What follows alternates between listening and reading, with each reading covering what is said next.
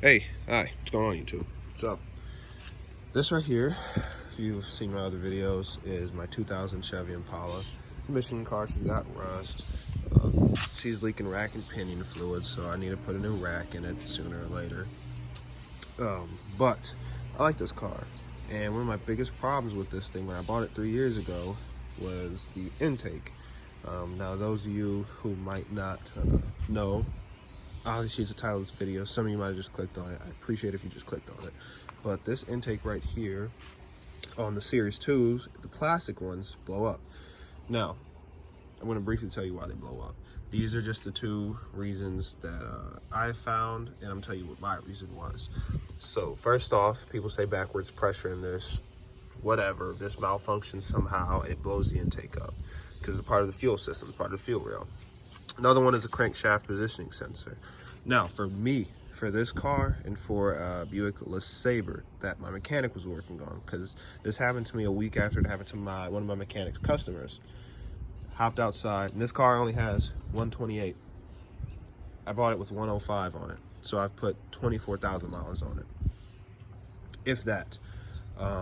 So, you know, my mechanic, he had a car that came in, and the intake blew up, and he diagnosed the whole car, ran through everything, and he was like, man, something going on. He couldn't figure out what it was, you know? So he was like, all right. He replaced an intake just off a whim. What happened? Same thing happened the day later with the car. Intake blew up. So what was his problem? It was a crankshaft positioning sensor. So he replaced it on a whim to see what the problem was, see if something else. What happened was he couldn't figure it out by diagnosing it. The crankshaft positioning sensor didn't throw a check engine light. So he replaced it, it blew up, and he was like, all right. I read online it was a crankshaft positioning sensor. I usually don't do this, but he went ahead and replaced the sensor, and he replaced it, and the car's still on the road today. The lady still drives the car. Same thing with me. It blew up. I drove over to a shop in my other car, talked to him about it. He told me probably the crankshaft positioning sensor. You know, I can try diagnostics, take the scanner, scan it, blah, blah, blah. I talked to him about this theory. Obviously, that could be a possibility, but he said that's his experience. So I was like, all right, his experience is probably the same. So let me do the same thing that he did. I did the same thing that he did. Put it one on, it blew up, placed the sensor, then put another plastic one on. So yeah, anyways, those are the two issues. People are gonna fucking probably argue in the comments about it, you know. Maybe I'll delete your comments if you want to argue. I don't want to argue. I'm not a mechanic. I'm not a specialist. This is my car, and this is my experience with my car and the Series 2 engine. So, getting to the main part of the video, and that's the upgrade. Now, this is the aluminum intake off of a Series 3, which is a better design. So, it's quite easy changing this thing over. So you have, I believe these are 8 millimeters, 10 millimeter bolts. So you have to take off the bolts for the fuel rail. And yes, I know that the engine is messy. Everything's all over the place. You have to take them all off for the fuel rail. There's one, you see it's a little L-style bracket that goes down. So first you take off the fuel rail. You move this guy out of the way. Move all the wires out the way. You want to move everything out the way. The spark plug wires, if you can't move them to the side and get them out the way, you want to move that. You want to move all that stuff out the way, because once you take this off, the top end of your engine's exposed, and you don't want to get anything in there. Once you get something in there, you could have another issue with your engine if you don't just destroy it that I had, which I'll probably cover in another video. Or if I ever have to do it again, I don't know. Maybe I'll do the same thing that I did to fix the issue. Long story short is something got into the engine and got into the lifters. Anyways, so you want to move everything out the way. Take the fuel rail off, move everything out the way, all the wires. You're going to disconnect all these wire harnesses and stuff, this guy. You move everything out the way. Once you get it clear, I have a shop vac that I vacuumed around and blew it out with, or if you have an air gun, I blow out an air gun. You can get that canned air crap from like Walmart or something. You can use that to clean around it too, whatever. Just make sure you get it clean so you don't get everything in there. Then what you want to do, and yes, I know, don't say it. Take all these guys off all the way around it. Disconnect the throttle body. I'm gonna tell you why that looks the way it does, besides it's a gasket maker. So yeah, you can remove the plastic one. And I don't know if I mentioned, I removed the plastic one because I had a crappy, I think it was a dormant intake gasket, and that thing was fucking, it was cheeks. So I didn't mean to curse. It was trash. So after that, that's when I decided to upgrade this because I was tired of that stuff. I bought a decent, or not a decent, actually a good intake gasket from ZZP's website, along with, anyway, so remove that. So what I did was I took this from a junkyard. I didn't buy it from anyone. I didn't buy it brand new, obviously. You can see it's kind of clean, but not really. I started cleaning it and I gave up because it was already on the car.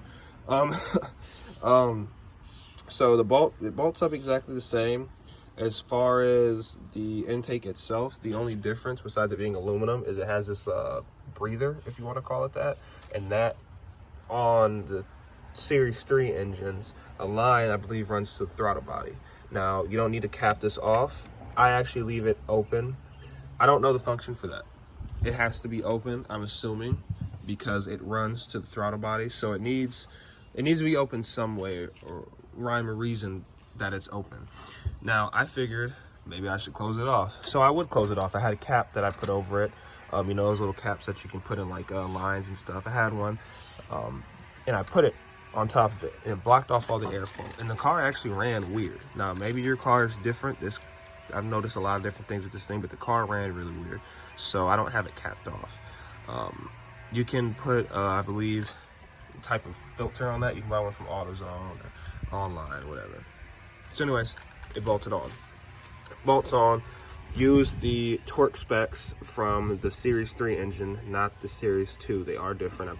I'm pretty sure they're different because that one's plastic, this one's aluminum. So use the torque specs on this one. If you need a torque wrench, you can go on Amazon. I'll put the link in the description along with everything else. It's like 30 bucks for a torque wrench. Have it coming in 2 days and do it, or you can go to AutoZone or Advanced or whoever may sell torque wrenches and buy one. Find a Snap-on truck, buy one from a Snap-on truck. Oh, that's expensive, but you can find one. You can find one. So the next problem that you'll run in is, unless you replace the throttle body with a newer throttle body, it doesn't bolt up. So I got an adapter plate. I'll put this adapter plate on here. I bought it from ZZP's website. It's like 85 bucks. Again, link in the description. Comes with a paper gasket. You don't need to put gasket sealer on this side. I did it because I wanted to do it, because at the time I was paranoid about leaks. I dealt with a lot of intake leaks. You don't need to put that gasket maker on it. So you put this on. Now, as you can see, the biggest problem is wires don't stretch that far. So what I actually need to do is disconnect everything and see if I can reroute the wires. But this thing's been sitting in the garage all winter, and I just pulled it out a week ago, so I haven't got to any of that. Once I bought my truck, stopped driving it. So you put that on, bolts on perfectly fine. There's no issues with that. The last problem that you encounter is this boot. What would you call it? It's too long. I honestly don't know if you can get shorter boots. Obviously, I didn't try and cut or modify mine because that just wouldn't work. But you can try and find longer boots or shorter boots. What I did was I took a plastic trim tool. Bought one from the store, and I got it from Harbor Freight.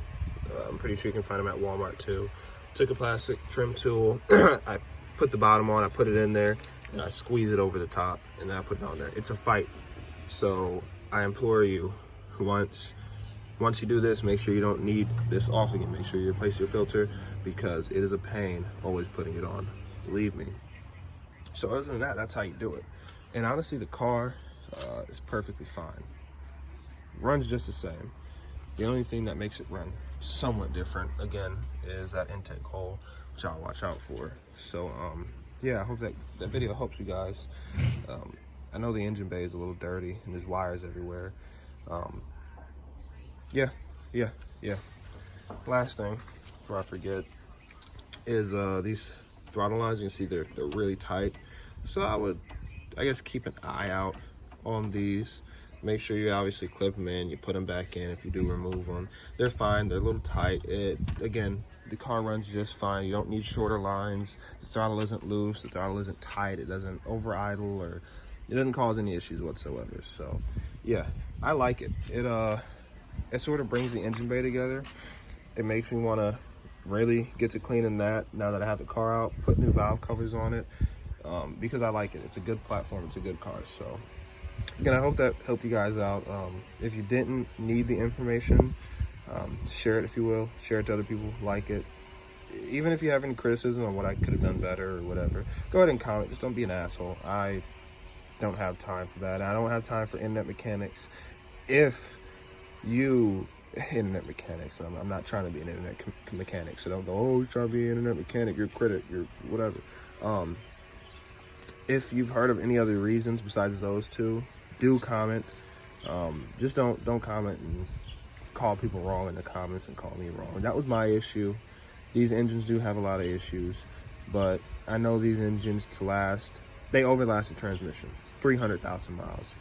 This engine has been through a lot and it's still running, and it only has almost 130 on it. So yeah, hope you guys enjoyed the video. Till next time.